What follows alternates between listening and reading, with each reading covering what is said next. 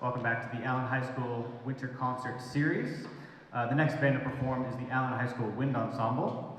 They will be performing Wind Sprints by Richard Saucedo, The Sacred Spheres by Tyler S. Grant, and Molly on the Shore by Percy Granger. Please help me welcome Dr. Philip Lovato and the Allen High School Wind Ensemble.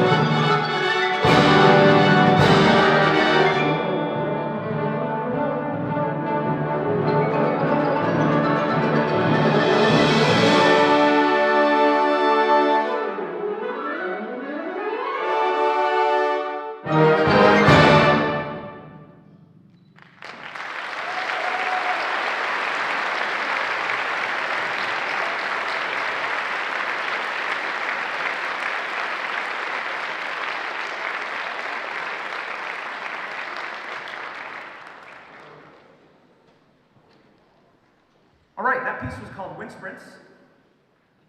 It's fast, so hope you enjoyed that. We've had the distinct pleasure, and we're so fortunate to have just composers work with us year in and year out, and of course this year's not an exception. So I'm not going to do much talking. I just want to have the opportunity just to introduce Tyler S. Grant, who we met a few years ago. I think probably through like a Michigan State conducting workshop, although I wasn't there. I think we met through Michigan State folks, and a couple of years ago in 2022, we played one of his pieces at the Midwest Band Orchestra Clinic in Chicago. But since then, we've been keeping in touch and friends, and I'm just so honored that he accepted to come out here for a week and spend time with our kids. He's just such a great teacher. And just such a great composer, and we're so fortunate to have him work with us. So I'd like to introduce Tyler S. Grant, and he's going to talk a little about his piece.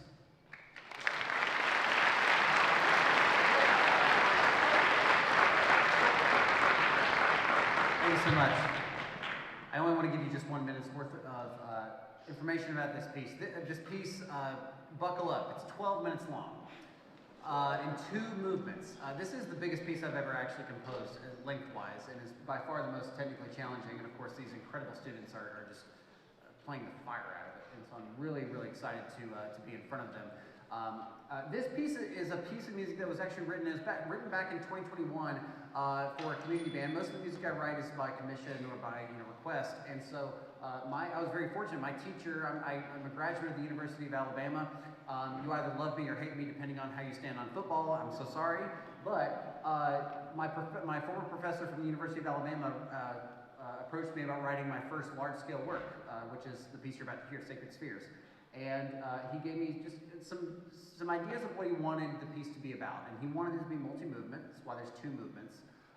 And he really didn't give me much, anything else. He's my former teacher. I knew kind of some music that he liked and some pieces that he didn't particularly care for. And so I kind of had an idea structure-wise or style-wise what I was going to compose. And then he said, well, if you could model it after one of my favorite poems, being a poem that my wife and I really adore, that would be great. And immediately I was like, oh my gosh, writing a piece of music about a poem, that sounds very boring. And then I read the poem, and it's A Song for St. Cecilia's Day by John Dryden, which is from the 1600s, a very old poem. This poem is one of the most, the only word I can describe it as, arresting piece of text you can ever read, because it describes the entire span of the universe in musical terms. And so what you're going to hear in the next 12 minutes is going to be literally the beginning of the universe as we know it through musical terms. And so it begins with, this talking about, just the very beginning of what it sounds like at the very beginning of the universe, and then also the introduction of atoms, and so there's a term in there about jarring atoms. And so that's where the beginning of the beginning of the piece, from heavenly harmony, comes from. It's the first sounds you will hear is all harmony. It's not going to be rhythm. It's not going to be fast textures. But you'll know when the atoms come in, because then we suddenly get the idea of rhythm. So the first movement is entirely that. The second movement is the beginning of the second movement is from the 3rd stanza of the poem onward, which is called Christ Hark the Foe Comes. And that's basically the introduction of evil, of mischief, of tragedy in the world. And so that's basically the beginning of that movement. Is very aggressive. You will know when it happens without a doubt. It's very alarming, I will not lie. It's very, very sudden. You will know when that second movement comes. And then we then go throughout there, and there's all these different describing texts in the poem where it talks about the warbling flute, and you will hear a lovely flute solo that I then tried to take the adjectives that were in John Dryden's text and try to describe them in music. And then by the very end of the piece, all the music that you've heard for the past 10 minutes comes back in a climactic fashion, and then it talks about essentially kind of like what the end might look like. And so it's a very expansive piece of music from this particular poem. These students are playing the daylights out of it, and this is the first time I'm ever conducting it in concert, which I could not be more honored to do it in front of this incredible wind ensemble that I've been a fan of for many, many years. So that's all I want to give you about this, but we hope that you enjoy this performance in 2 movements, the Sacred Spheres. Thank you so much.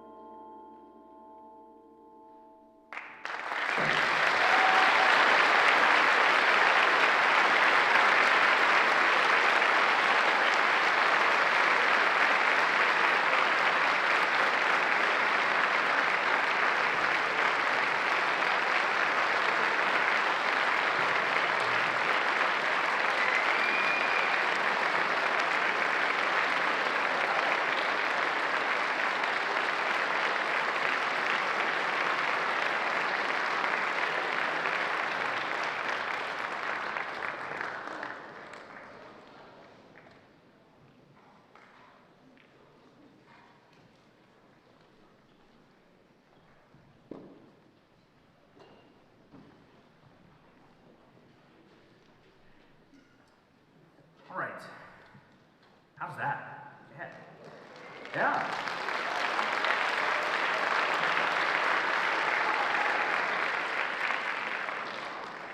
So I want to talk a little bit about why we have Ronald McDonald on the screen, and I know there's a video as you come in, you probably already heard some things, but just a couple of talking points. Ronald McDonald House Charities help families stay close to their child during hospital care by providing housing, meals, and support. They never turn families away for an inability to pay, and we're really proud to support the Ronald McDonald House tonight.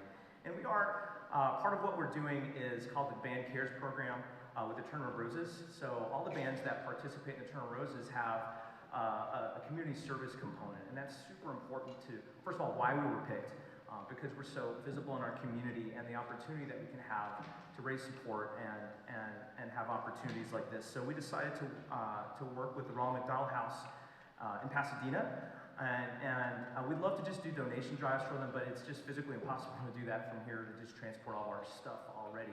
So we are doing just a donation drive, and there's a QR code out there, and I have a story. We have a story. So I want to introduce Mackenzie Kane. She has a little bit of story about the Ronald McDonald House. Come on up, Mackenzie.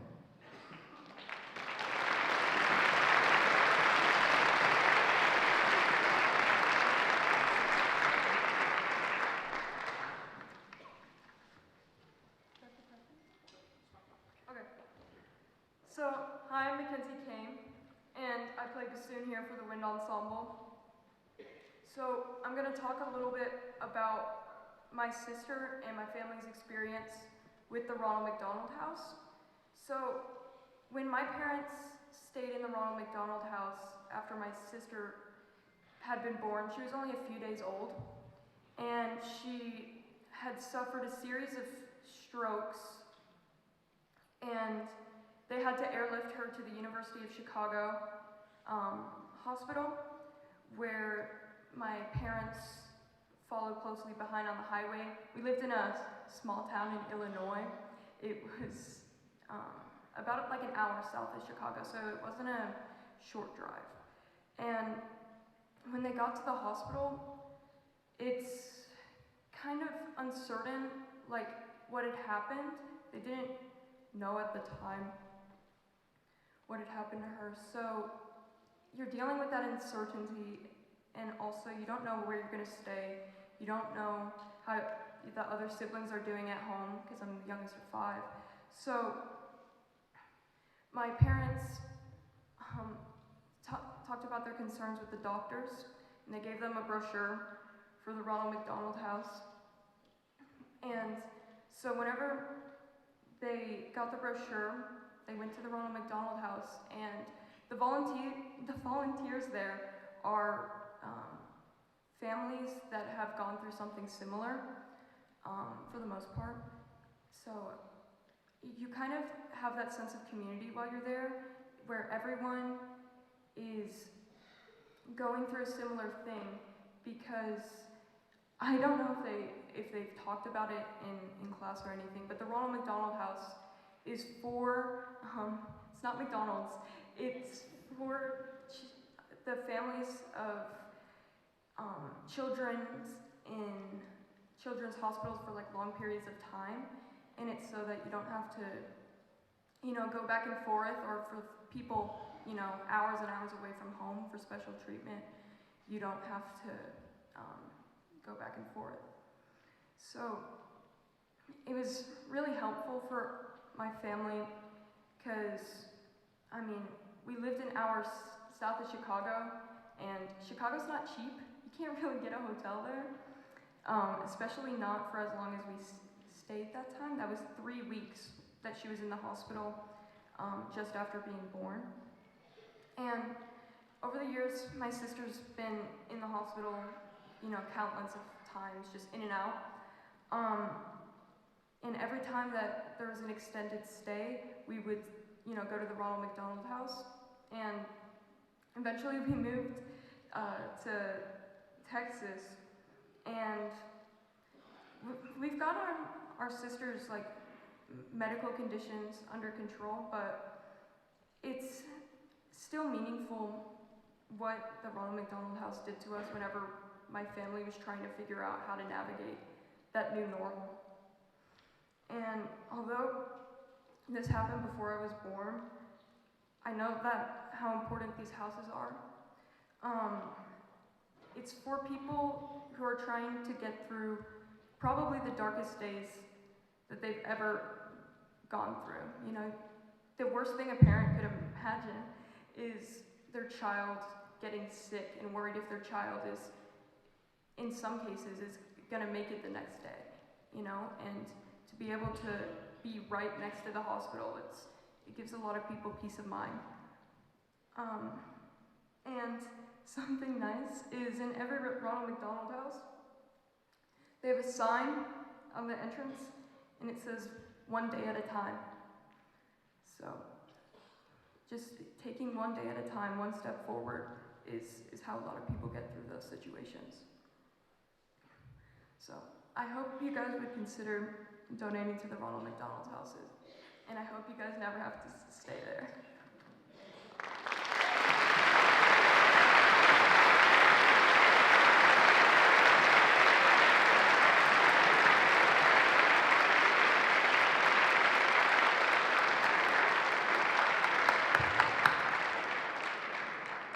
Thank you, Mackenzie.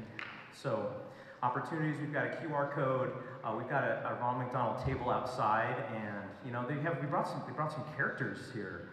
You know, Grimace is here, and I want to introduce another character. This is the Hamburger, and we asked the Hamburger to come up on stage and do a little bit of some things here for us. So, hey, oh my gosh.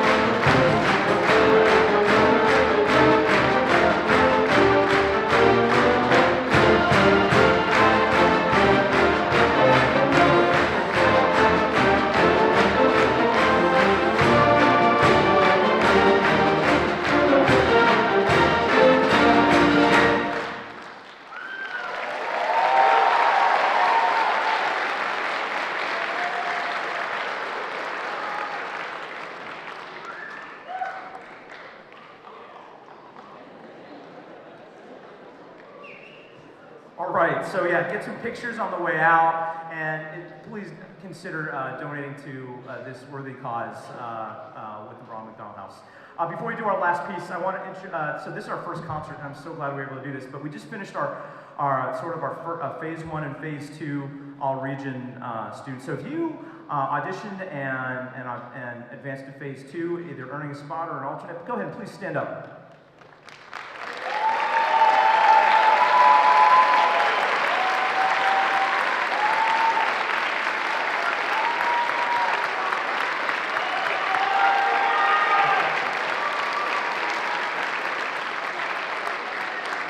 These students have worked so hard on this music since July, and I just want to ask the remaining students, just the people who advance the area round, and those folks that advance the area round have the opportunity to audition to make the 6A all-state student, either in the band or orchestra. So if you are an area student, please remain standing.